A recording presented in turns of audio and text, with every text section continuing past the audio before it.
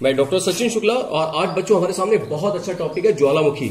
और हम जानेंगे कि ज्वालामुखी कैसे, आपने देखा वो लावा निकलता है इसके अंदर से, है ना। तो इसके हम इसे निकलता हुआ भी दिखाते हैं हम हल्का सा। देखिए हमने यहाँ पे प्रयोग करा है, एक बनाया हमने ज्वालामुखी और इसके अंदर देखिए हमने पानी डाला और इसके बाद हमने इसे इनो डाल के प्रयोग कर रहा हूं। देखेंगे हम क्या होता है। और देखिए और ये लावा फूट के बाहर आ रहा है, दिख रहा है आपको? yes, sir. बहता हुआ। तो इसी तरीके से जो पृथ्वी के अंदर जो मेंटल परत होती है उसके अंदर से जो गर्म पदार्थ है धरती के अंदर द्रव पदार्थ, हमने बताया था आपको पृथ्वी की आंतरिक संरचना हमने आपको जब पढ़ाई थी तो उसमें बच्चों आपने बहुत विधिवत तरीके से जाना था कि ऊपरी परत क्या कहलाती है? भूरपट्टी कहलाती है। yes, उसके नीचे 2900 किलोमीटर तक की परत जिसके अंदर सियाल, सीमा और फिर आपने उसके अंदर की परतें आपने पढ़ी थी, निफे पढ़ी थी ये सब। yes, तो इसके अंदर क्या होता है? विभिन्न प्रकार के गर्म पदार्थ होते हैं, मेटल मैग्मा के रूप में होते हैं, द्रव के रूप में, बहुत गर्म रूप में। तो ये मेटल जो है वो बाहर आना चाहता है कभी कभी। तो होता क्या है इसको हम जानेंगे कि ज्वालामुखी कैसे क्यों होते हैं और कैसे बनते हैं। तो आपने बहुत अच्छी तरीके से जाना कि पृथ्वी के अंदर जो परत होती है उसके अंदर मेंटल के अंदर क्या होता है? मैग्मा होता है, बहुत गर्म पदार्थ, और ये बाहर आना चाहता है।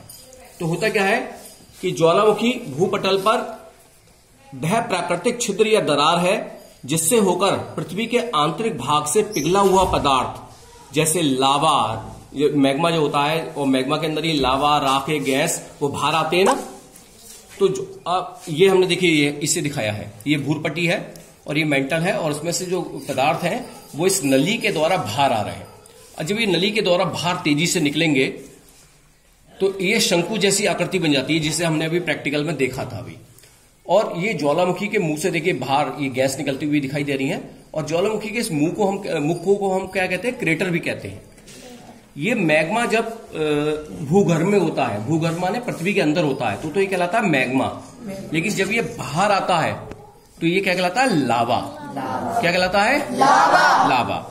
अब हम जानेंगे कि जो ज्वालामुखी होती है कितने प्रकार के होते हैं। तो कुछ ज्वालामुखी, पृथ्वी में बहुत सारे ज्वालामुखी हैं, कई सौ ज्वालामुखी हैं। तो कुछ पहले ज्वालामुखी सक्रिय ज्वालामुखी। सक्रिय ज्वालामुखी का मतलब जो वर्तमान में भी लगातार उनके अंदर से लावा निकल रहा है, जल बाष्प निकल रही है, गैसें निकल रही हैं, राखें निकल रही हैं, ठीक है, वो कहलाती है सक्रिय ज्वालामुखी। दूसरे प्रासुप्त ज्वालामुखी। प्रासुप्त ज्वालामुखी का मतलब है कि वर्तमान में तो उनके अंदर उद्गार नहीं हो रहा है, लेकिन भविष्य में वो ज्वालामुखी कभी ना कभी फूटेंगे। क्या होंगे? यानी उनके अंदर से लावा, मैग्मा बाहर आएगा लावा के रूप में। लेकिन तीसरे नंबर के जो ज्वालामुखी प्रकार होते हैं मृत और शांत ज्वालामुखी, यानी मृत हो चुके ना। पूर्व में कभी ये ज्वालामुखी सक्रिय थे, लेकिन अब भविष्य में ना वर्तमान में सक्रिय हैं और ना ही भविष्य में ये ज्वालामुखी कभी सक्रिय होंगे।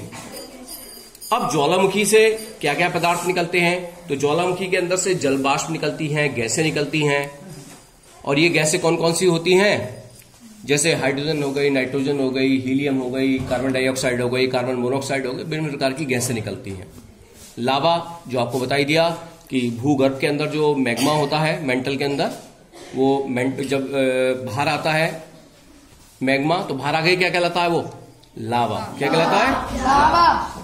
और बहुत सारे विखंडित पदार्थ निकलते हैं, धूल निकलती है, राख निकलती है, बड़े बड़े छोटे बड़े पत्थर निकलते हैं। तो ये हमने ज्वालामुखी के विषय में बहुत अच्छी तरीके से पढ़ा।